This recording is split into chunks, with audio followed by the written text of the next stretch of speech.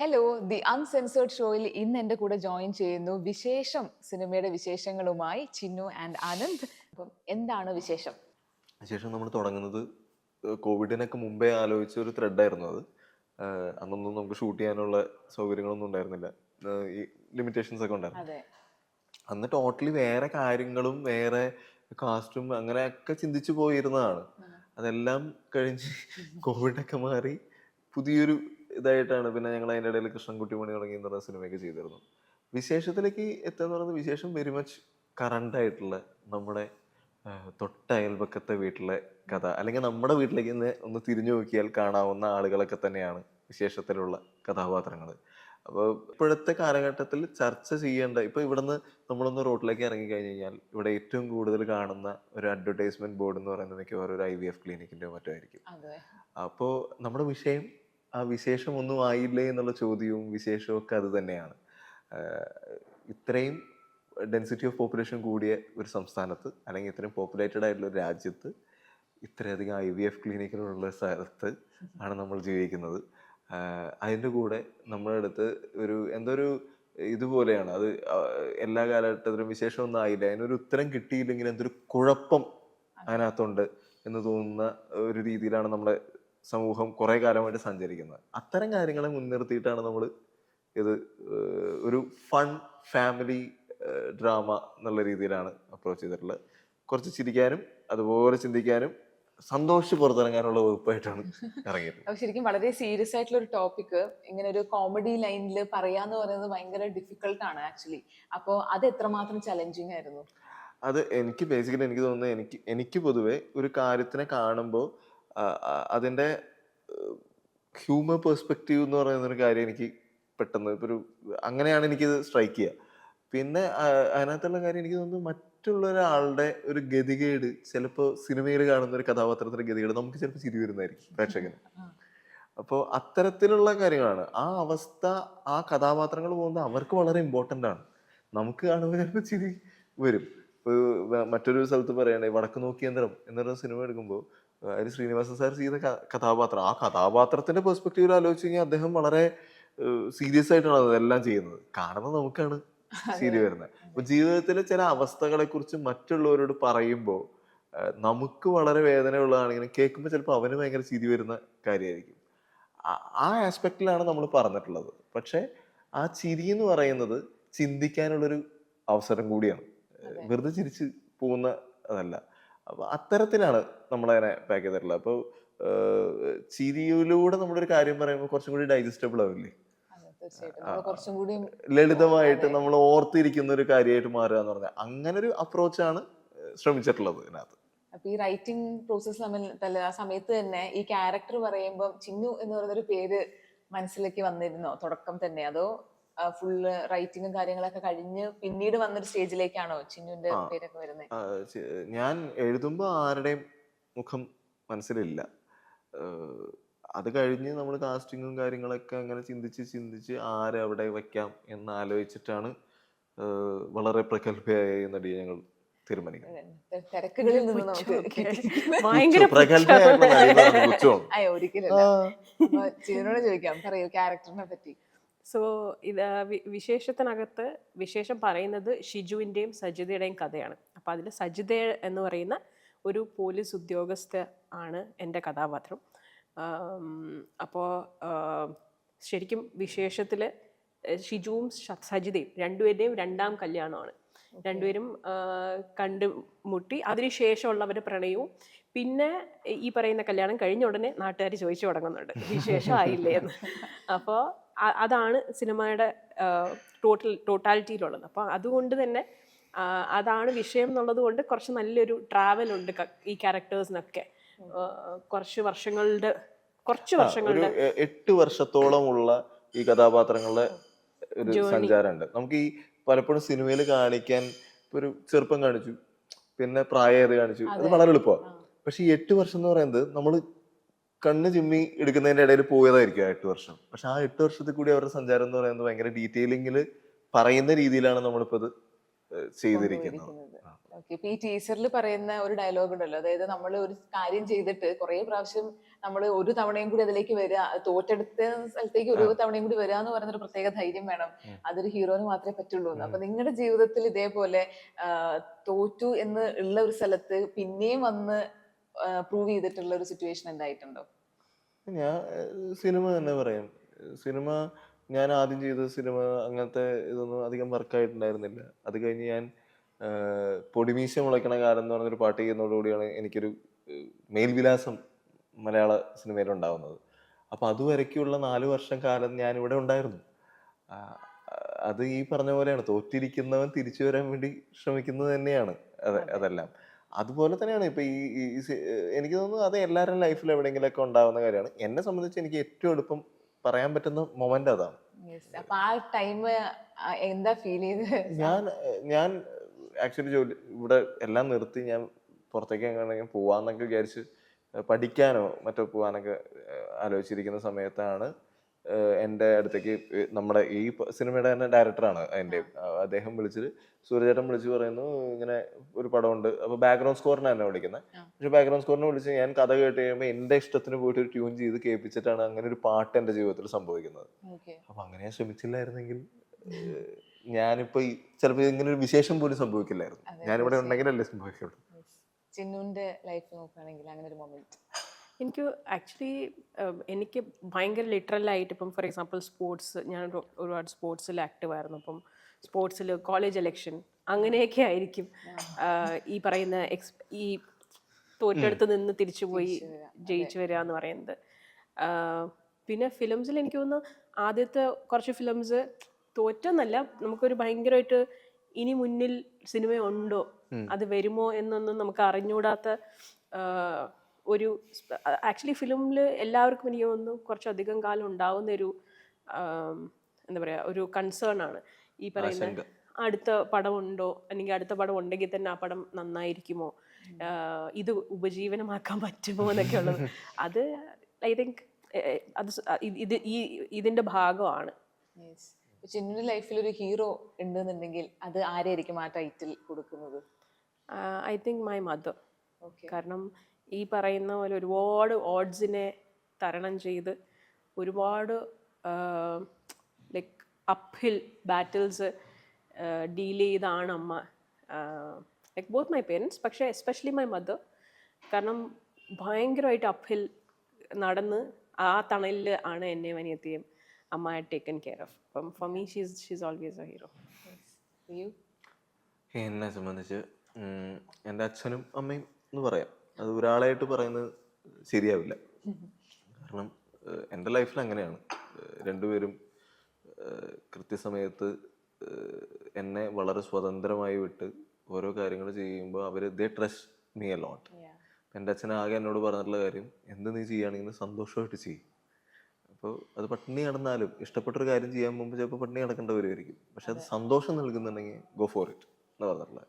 അപ്പം ആ കോൺഫിഡൻസ് തരുന്ന രീതിയിൽ ഉണ്ടായത് അവരുടെ ലൈഫും എല്ലാം കൂടിയാണ്. അപ്പം എന്നെ സ്വാധീനിക്കുന്ന വ്യക്തികൾ അവർ തന്നെയാണ്.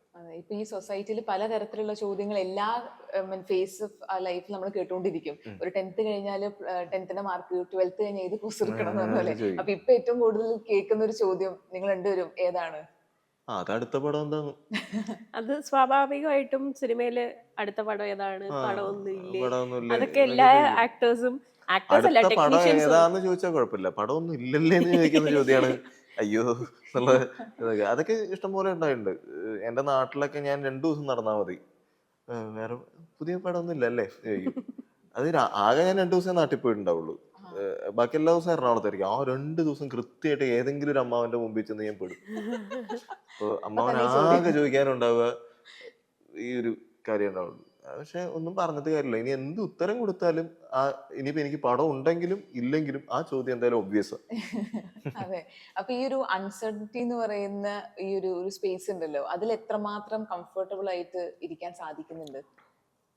എന്നെ സംബന്ധിച്ച് അതിന്റെ കംഫർട്ടിനെക്കാട്ടും ഉപരി ഞാൻ എപ്പോഴും ചിന്തിക്കുന്നത്, ഞാനിവിടെ നിൽക്കുന്നത് എൻ്റെ വളരെ വലിയൊരു ഇഷ്ടത്തിന്റെ പുറകെയാണ്, അത് എൻ്റെ ആവശ്യമാണ്. അപ്പോൾ അതിന് കംഫർട്ട് എന്നുള്ളതല്ല ഞാൻ പറയാം, അത് എൻ്റെ ആവശ്യമായതുകൊണ്ട് ഞാനത് അതിനുവേണ്ടി നിൽക്കും. അപ്പോൾ കംഫർട്ട് എന്ന് പറയുന്നത് അതിൻ്റെ കൂടെ വരുന്നൊരു കാര്യമാണ്.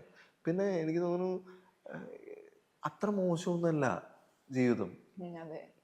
ഒരുപാട് കാര്യങ്ങൾ, നല്ല കാര്യങ്ങളുണ്ട്. ആ നല്ല കാര്യത്തിൽ നോക്കിയാൽ മതി. അത് ഇത്ര വലിയ കഷ്ടപ്പാടൊന്നും എൻ്റെ ജീവിതത്തിലുണ്ടെന്ന് എനിക്ക് തോന്നണില്ല. ഒരുപാട് നല്ല കാര്യങ്ങൾ സംഭവിച്ചിട്ടുണ്ട്.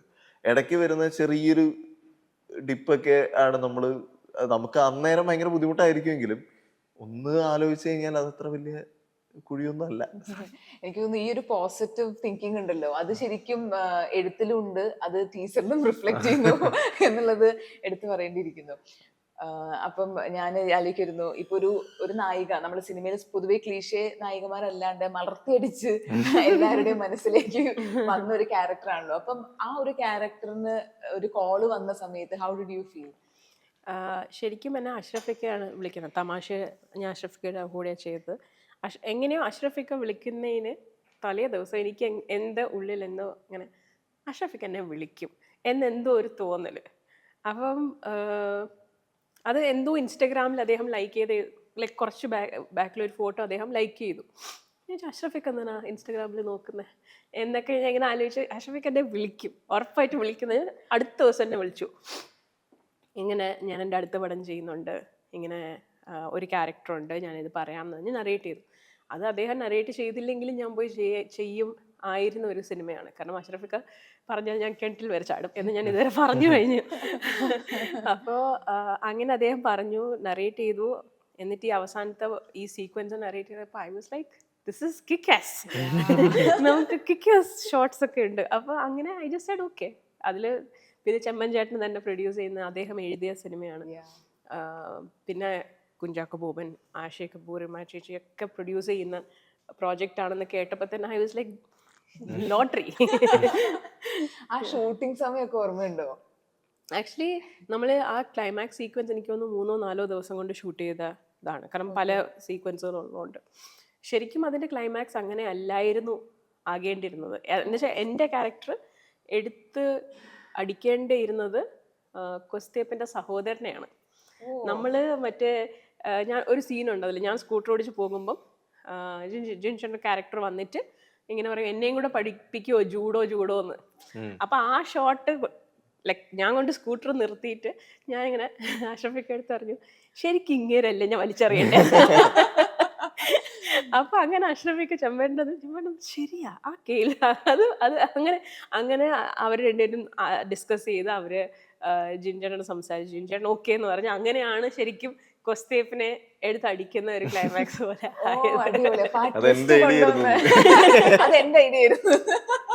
പക്ഷെ അത് അതുകൊണ്ട് അത് ആ ചോദ്യവും ഇതൊക്കെ കട്ട് ചെയ്ത് ഒരുപാട് പേര് അത് ഇപ്പൊ റീൽസ് ഒക്കെ ആയിട്ടും ഷോർട്സ് ഒക്കെ ആയിട്ടൊക്കെ ഇട്ട് ചാക്കോച്ചൻ നീ എടുത്തിടണ കണ്ണ് തല്ലി പോയോ? എന്തായിരുന്നു അവസ്ഥ?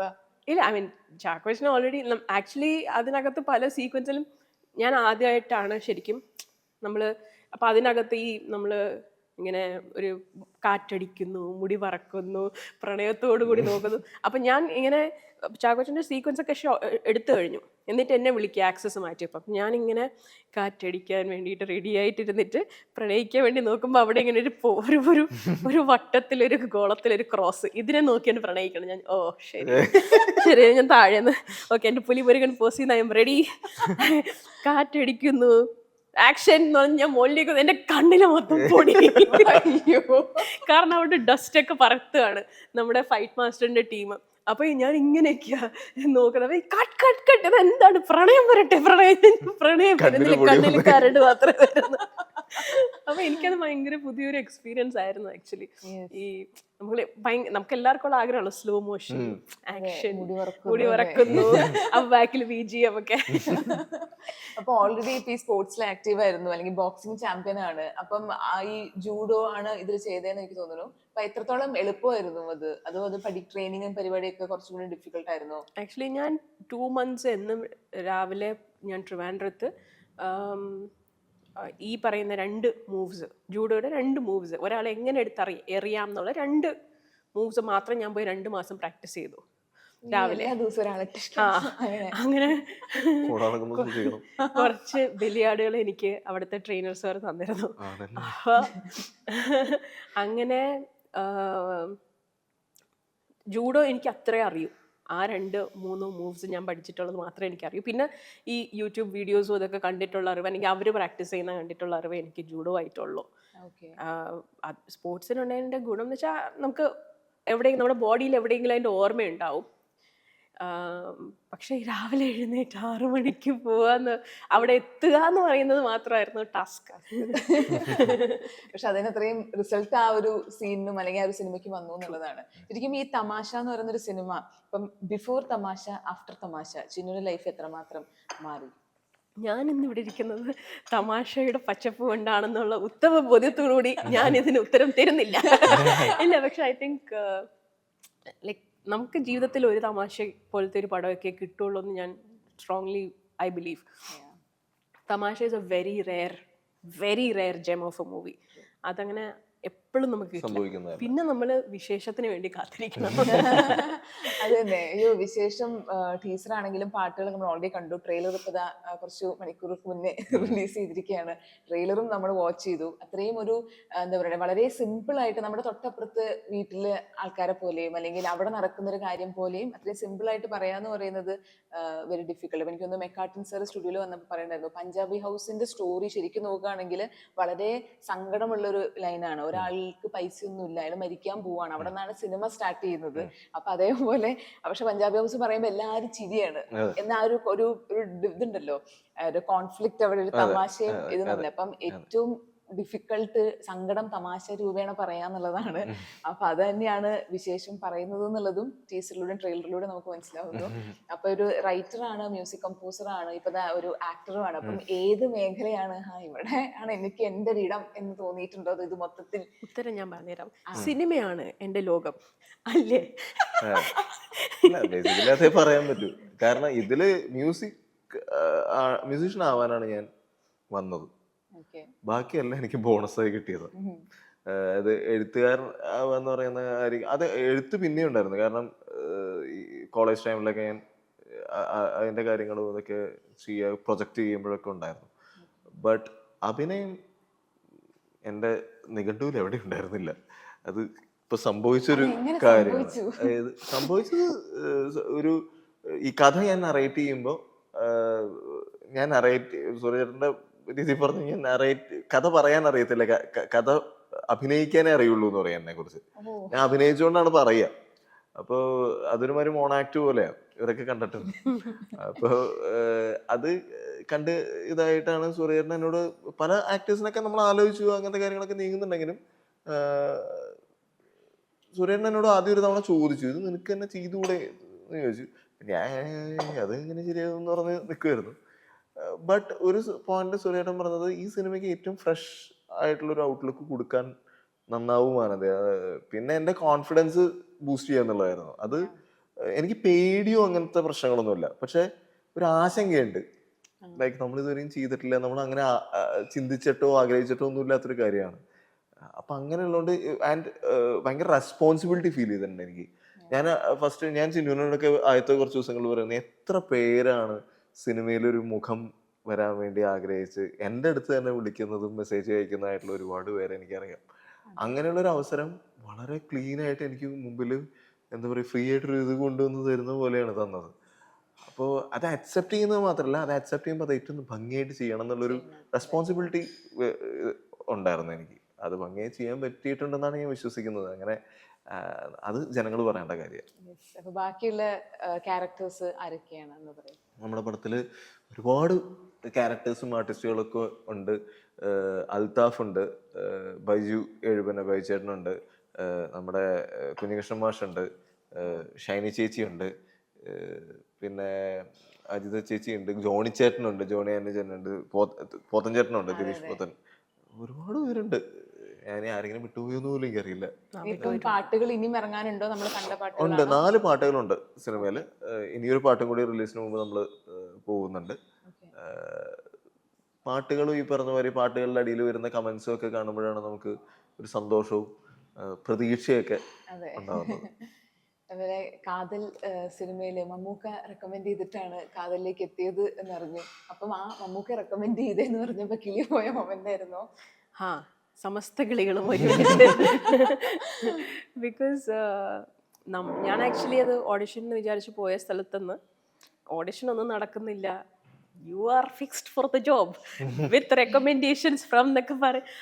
അതെനിക്ക് ഭയങ്കര വലിയൊരു, നമ്മൾ ആരാധിക്കുന്ന ആൾക്കാർ നമ്മുടെ വർക്ക് കാണുകയും അതിന് തരുന്ന ഏറ്റവും വലിയ സീൽ ഓഫ് അപ്രൂവലുമാണ് അവരെ നമ്മളെ അവരുടെ മൂവീസിലേക്ക് സജസ്റ്റ് ചെയ്യുക എന്ന് പറയുന്നത്. അപ്പം അതെനിക്ക് ഭയങ്കര എനിക്ക് ഭയങ്കര ഭയങ്കര ഭയങ്കര എക്സൈറ്റ് ചെയ്യിപ്പിച്ച, പിന്നെ ഓരോ സമയവും നമ്മൾ ഏതെങ്കിലും ഭയങ്കര സീനിയർ ആയിട്ടുള്ള ആക്ടേഴ്സ്, ഡയറക്ടേഴ്സ്, ടെക്നീഷ്യൻസിനെയൊക്കെ കാണുമ്പോൾ ഞാൻ ഇൻട്രൊഡ്യൂസ് ചെയ്യാൻ പോകുമ്പോൾ എൻ്റെ പേരെടുത്ത് ഇയാളെ അറിയാൻ വർക്ക് കണ്ടിട്ടുണ്ടെന്ന് പറയുമ്പോൾ എനിക്ക് ഭയങ്കര ഞാൻ പെട്ടെന്ന് ഭയങ്കര ജിറ്ററിയാ. എന്നെയോ എന്നെ തന്നെയാണോ വേറെ ആരെങ്കിലും ആയിരിക്കും. പക്ഷേ മമ്മൂക്കിയുടെ എപ്പോഴും ചോദിച്ചിട്ടുണ്ട് ഏത് സിനിമ കണ്ടിട്ടാണ്? ഇല്ല, ഇത്രയുള്ള ധൈര്യമൊന്നും ഞാൻ കാണിച്ചിട്ടില്ല. വിളിച്ചത് വലിയ സംസാരിച്ച് നശിപ്പിക്കണ്ടെന്ന് വെച്ചു.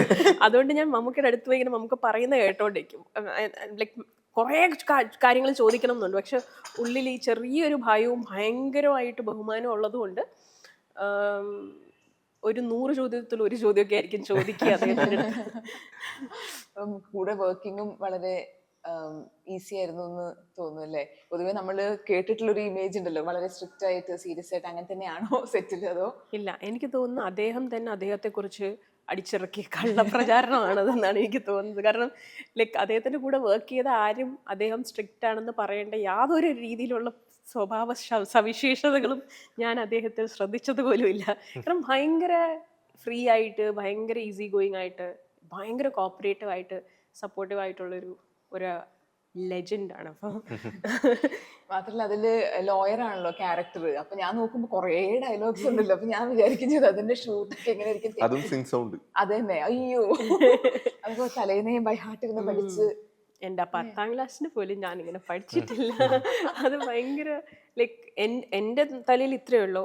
എൻ്റെ കൂടുതലും സീൻസ് മമ്മൂക്കയുടെ കൂടെയാണ്, പിന്നെ ജ്യോതിക മാം, മുത്തു ചേച്ചി.